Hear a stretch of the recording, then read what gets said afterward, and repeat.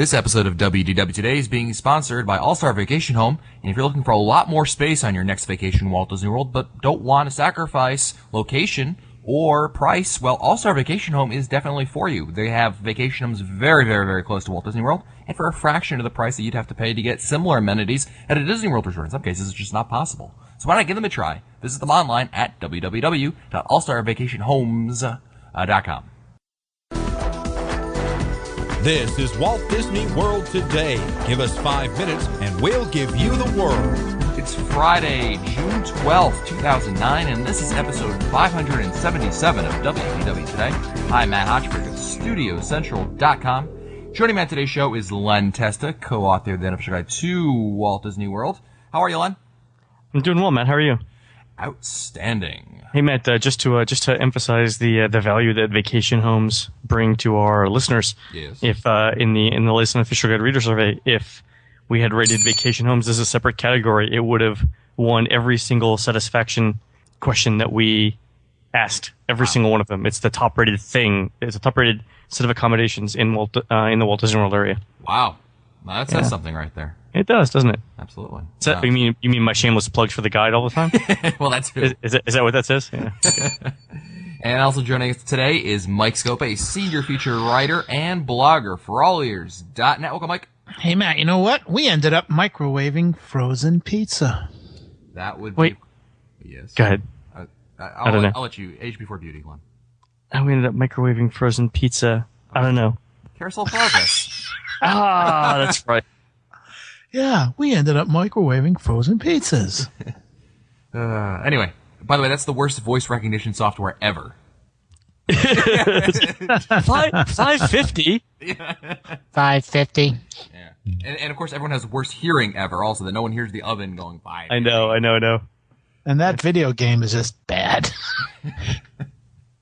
Well, on today's show, we're talking about lead times. And what we mean by lead times is the time, what you should be doing properly at least, to plan ahead for your Walt Disney World trip. So, Len, why don't you tell us a little bit more about what we're talking about when we say lead times? So the idea was, I think was Mr. Scopa's, and it was what you need to do at different distances or times out from your vacation. So like a year out, what should you be doing? And 30 days out, what should you be doing? And a week out, what should you be doing for your trip? And then all the way up to 1 hour before you want to do something. Right. What is it that you should be doing? Okay. So let's start out with the 1 year rather.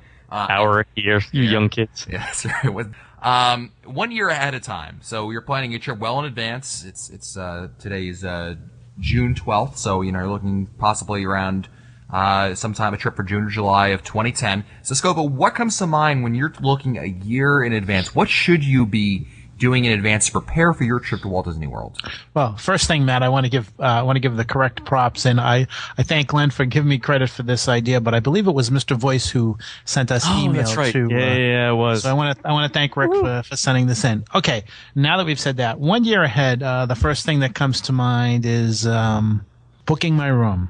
I should hope that within 1 year of my trip, I should know when I want to go. I should know how long I'm going to stay, and I should know where I want to stay. So, having those three factors set, it doesn't hurt to call up and book that in advance. And over the course of that year, maybe if think of it this way, if you're staying 12 days every month, you can throw a payment down for 1 day. So the advantage to booking 1 year in advance is, number one, you secure the room that you want at the time you want, and it's probably easier on your budget if you can pay the room off at least over the course of that year. I love this idea. So you book like a year ahead of time, and then every month you pay for 1 day on your trip. Yeah. I love this budgeting idea. Well, I think what's also great about it is that you have. We should write that up, because I've never heard that before. I think you should write a book. You should write a book. Well, what it allows you to do also, if you want, some people want to stay, at a specific resort at a specific time of the year, and certainly the busier times of the year, absolutely behooves you to book as far in advance as you can. And not only that, it just guarantees you space. I mean, you can always change things. I mean, the window, the cancellation window where, you start getting penalized is not until you get to about less than about a month or 45 days, depending on if you get a package or room only thing. Right. Out from your trip. So if you book a year out, I mean, you could book, let's say Caribbean Beach now, but perhaps you get a raise or a bonus in 3 months. No problem. You can call back and you're going to have somewhere, is locked in, book somewhere else with that money and then cancel your old one. So you're always know that you're going to have somewhere to stay. And of course, obviously, if the new rate comes out, you can always apply it to your reservation, and travel agent can do that as well, and make your life easier on you. So that's a good one. Anything else for a year out? If you want to, what's the dining reservations for like Victoria and Albert's? Is it still a year, or is it they moved it up? I thought it was at the most 180 days. Wasn't it? Yeah. Okay, so I think a year out. Yeah, that's pretty much you're picking your resort. Yeah. Okay, so let's move out to, I think, 3 months is probably the next window, right? Right, so 90 days. Yeah, 90 days, yep. So in 90 days, there are, I think we've talked about this on the show before, but there are certain exceedingly popular restaurants in Walt Disney World that you really have to book exactly 90 days out. And of course, if you're staying at a Disney resort, you can book 100 days out. But chief among these are Le Cellier, so we've talked about this before, the steak place at Canada. Some of the more popular character breakfasts outside the parks, you want to call up 90 days in advance. Here's something interesting, though. Coral Reef, we should probably do a whole show on this. Coral Reef actually books up 90 days in advance as well. Really? Now, Yeah, I never... But you know what? So Mike, it's an interesting point. I was trying to figure out why would Coral Reef book up 90 days in advance? And actually, Garden Grill books up 80 days in advance. And here's what I came up with. They're the only non-ethnic restaurants in Epcot. Could be. Yeah, right. so that's kind of what I'm going with on that. We should do a show on that. Anyway, All right. We, Wow, more So- than so like you're- Chef Mickey's? Wow. well, I'm only looking at in-park stuff. But although Chef Mickey's is available quite a bit, especially for breakfast. I mean, definitely within 45 days, you have a decent chance of getting Chef Mickey's. Yeah, but you're making your dining reservations at 90 days, especially for those critical things. Now, for the most part, it's anything in the Magic Kingdom. You got to make at least 80 to 90 days out. Any Cinderella's Royal Table, Crystal Palace for dinner, insanely popular. Crystal Palace for breakfast, 90 days out. Le Cellier, Coral Reef. But everything after that, there's much more flexibility actually. yeah. Well, I want to also mention, don't forget that for those staying on Disney World property actually have a little bit of advantage. It's not just 90 days, it's 90, was it plus 10? Yeah, that's So, 100.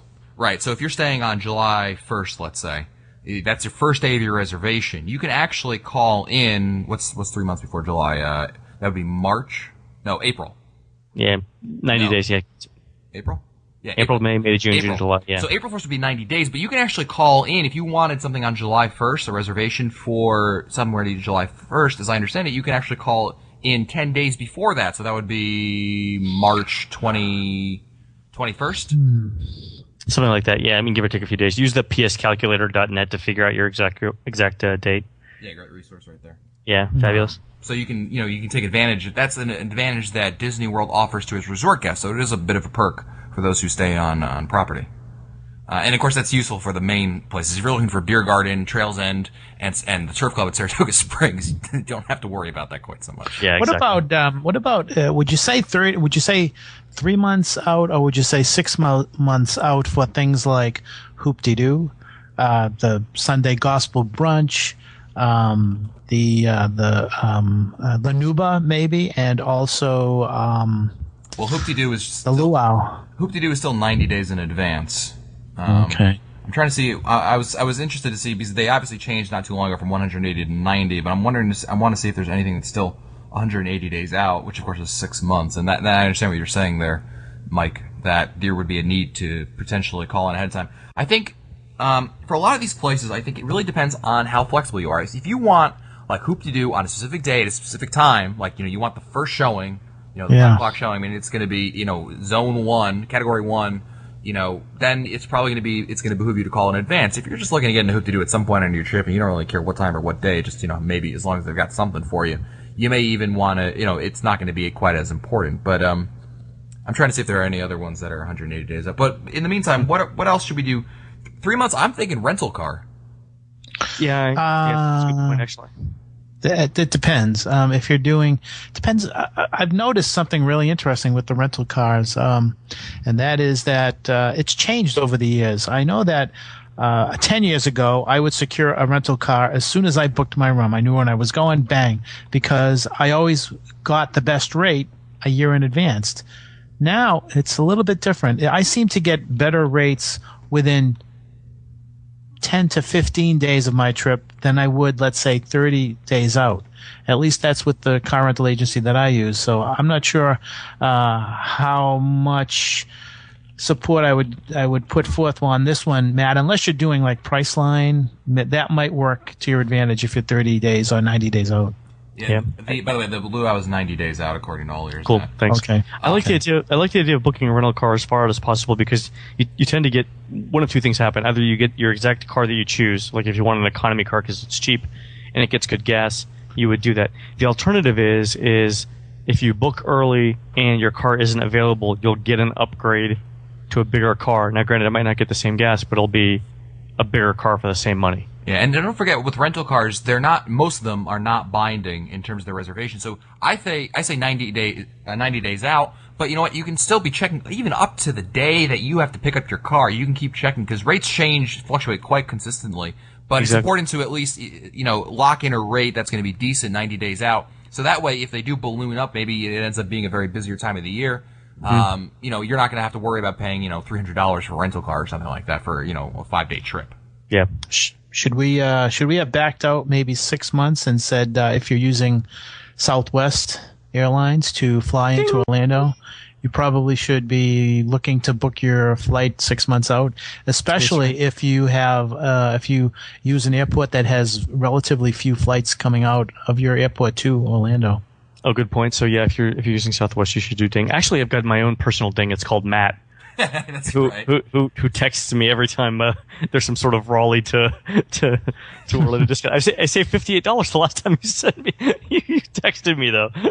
Yeah, I'm here for you, man. I appreciate that. I think we should have all of our listeners ask you to alert them whenever. Yeah, that'll be it. I'll just start sending out dings personally. The one thing I wanted to also mention for airfare and knowing when to buy, I love a website. Actually, it's part of the new Bing Travel. They have the Farecast technology. I think they took over the old Farecast.com. Yeah, If you go to bing.com/travel, you can put in your dates, and it's BING, and it'll tell you, give you a good estimate, like, are they going up? And if that's the case, right. If flights are going up, you should book now. If they're kind of on a trend downward, then you should wait a little bit, or, you're even money, so it's not foolproof by any means, but no. At least it'll give you a good idea if you are too far out. Because sometimes they don't really, start discounting prices yet on things. So that's a great point. So actually, we said, boy, this is all over the place, but we said for hotels you should book as early as possible. It's interesting because offsite, that's not always the best strategy. I did an article for mousesavers.com earlier this year,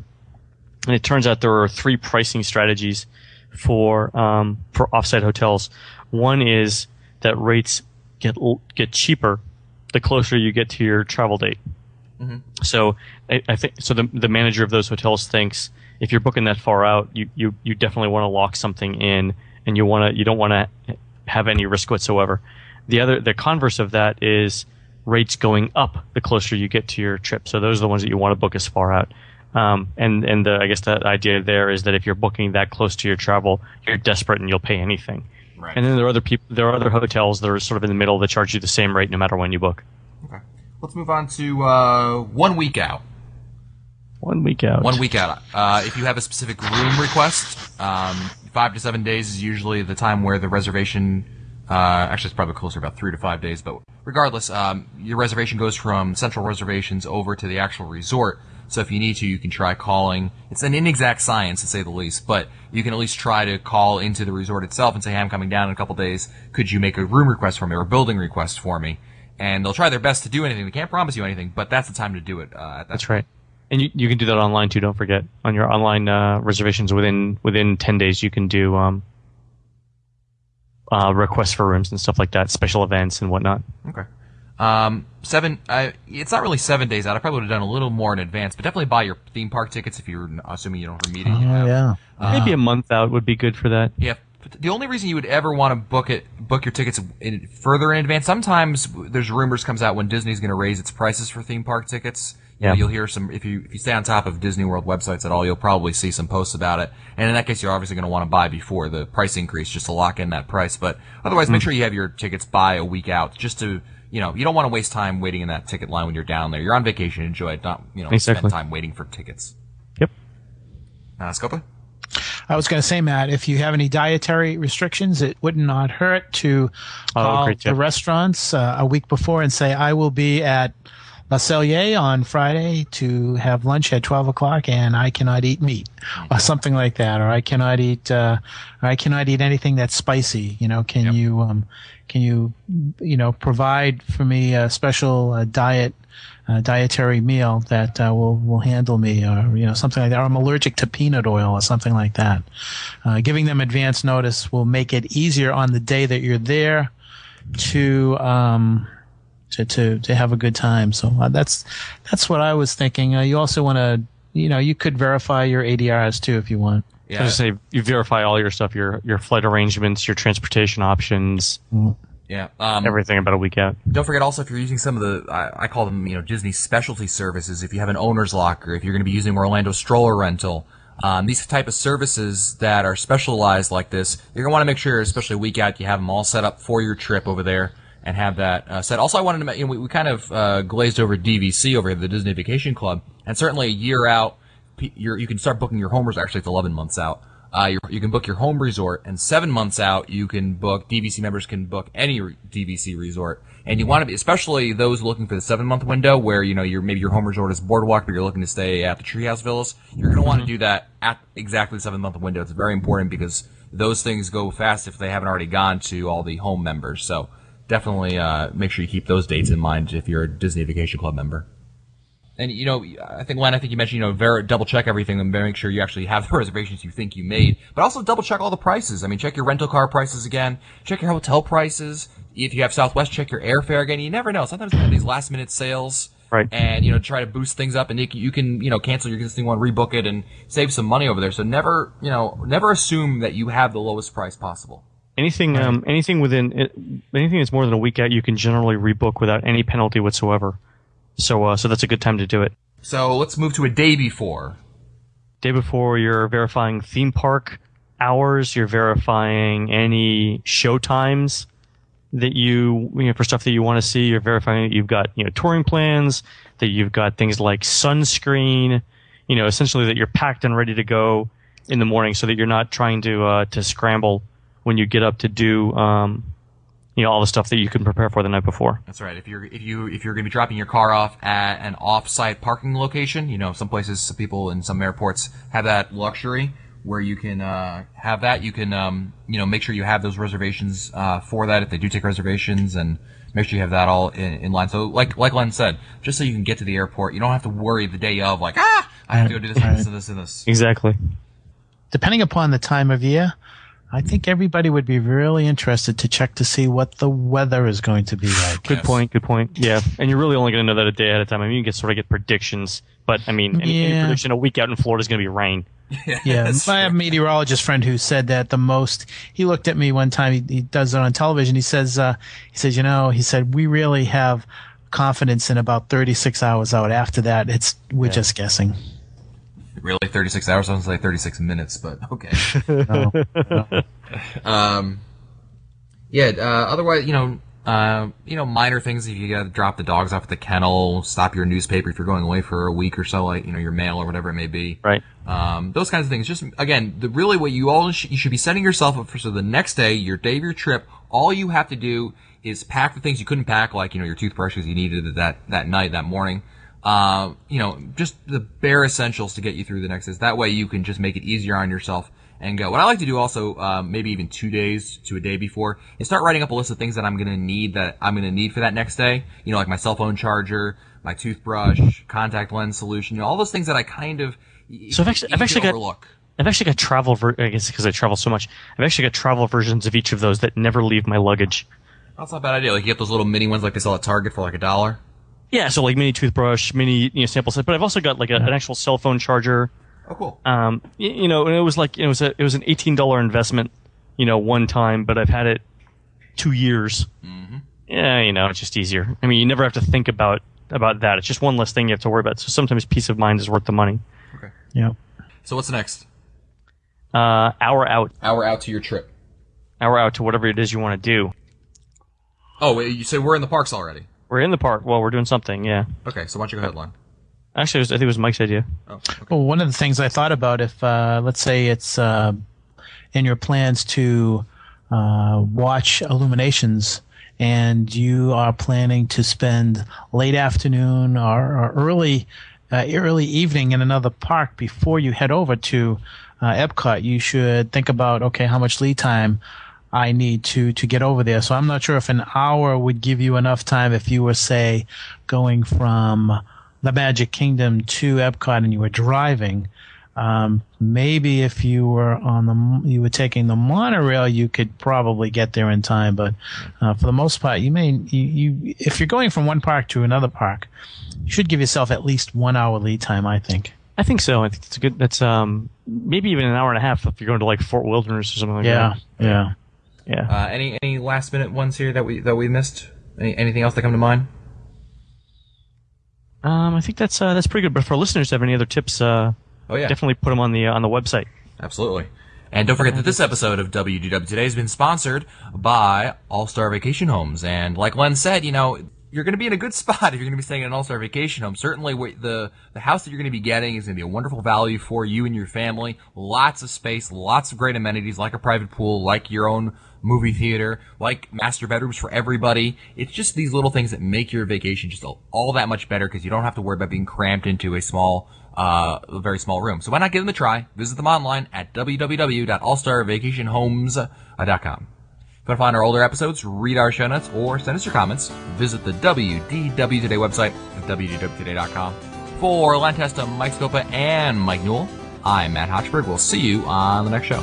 Stupid Judy, stupid energy. This has been a production of Mouse World Radio.